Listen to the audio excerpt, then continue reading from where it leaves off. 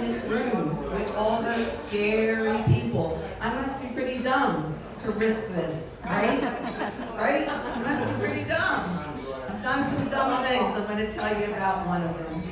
So many years ago, I was with a girlfriend, and we were in a bookstore. And you know how that goes? You go off in one direction, and they go off in the other direction, and you're in there a long, long time. Now, she was looking for all kinds of books, romance books and novels and things like that.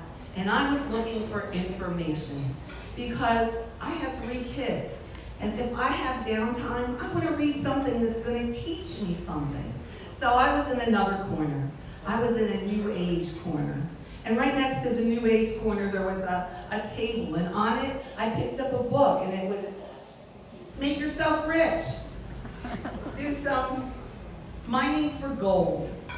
And I looked at that book and I thought, this would be pretty dumb if I bought this book, because if I bought it, you know what? I probably never would go mining for gold. So I cast that one aside. And then I picked up a book about beekeeping. And I opened the book, and right there, right on the page, was a picture of a bee. And there was a picture inside of his thorax. And I knew right there, I wasn't going to be reading about bees, because all of my kids were beekeepers. Cast that book aside. It would be dumb to have another book about beekeeping in my house.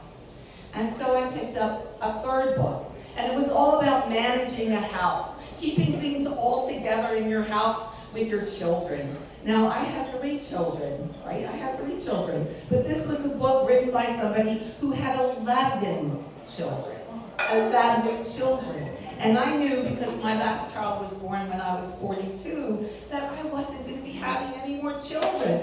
So it would have been dumb for me to buy that book. So I cast it aside.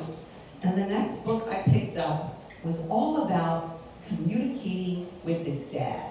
And I thought to myself, woo! Wait a minute. I'm going to be dead one day. And I believe in the other side. And maybe this would be something interesting. So it could have been dumb. If I asked, many of you would raise your hand and say, yeah, it's pretty dumb. But not me. I bought the book.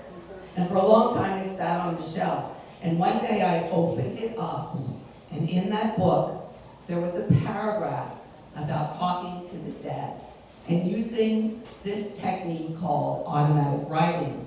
So I started practicing. First, I got yeses and nos. Yeses and nos. How easy is that, right? But then I started to get information. So I started to tell people, look, you know, I do this thing. It's called automatic writing, and you may not believe it. You may think it's foolish to believe that we can contact the dead. But I'm here to tell you that the dead are all around us, and they're waiting for someone to say, hello, are you there? So I started offering to do that for people. And I never charge. Oh no, I never charge, because if you heard me tell stories here before, I'm an ex-Catholic. And I just could never charge for talking to the dead. So one day, a friend of mine lost her daughter. And I offered to talk to her daughter. And the way I do this is, you just send me questions. And on a good morning, when it's quiet and I have a good cup of coffee, I do the work. And when she came through, she was bubbly and excited, and she was a little disoriented. And she was funny and happy, and I thought, she's a lot like her mom. She has her mom's personality.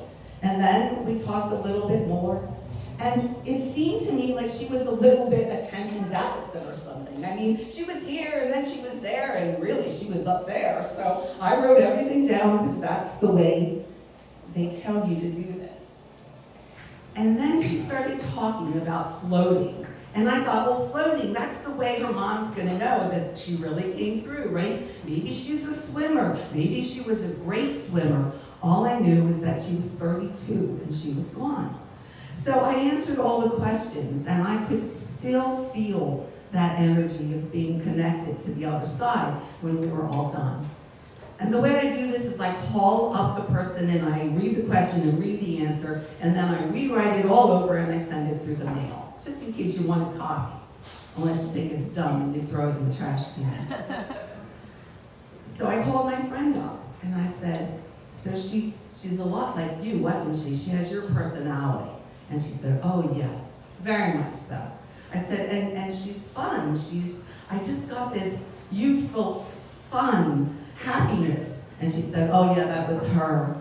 And I said, and she was talking about floating. I mean, do you know anything about that? And she said, well, no. I said, well, did you like to swim? She said, well, yeah.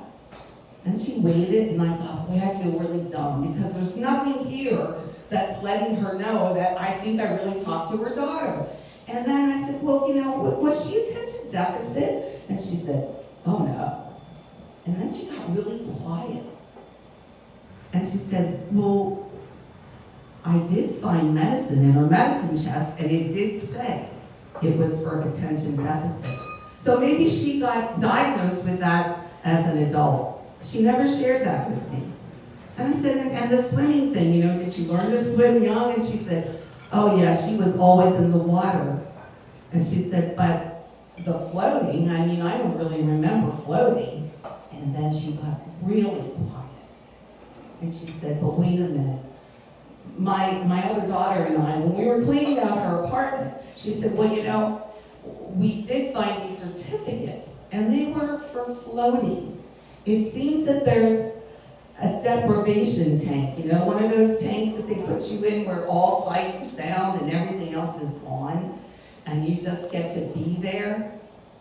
And she said, so my daughter and I floated in her honor. Her friends said they got her these certificates because she loved to do this.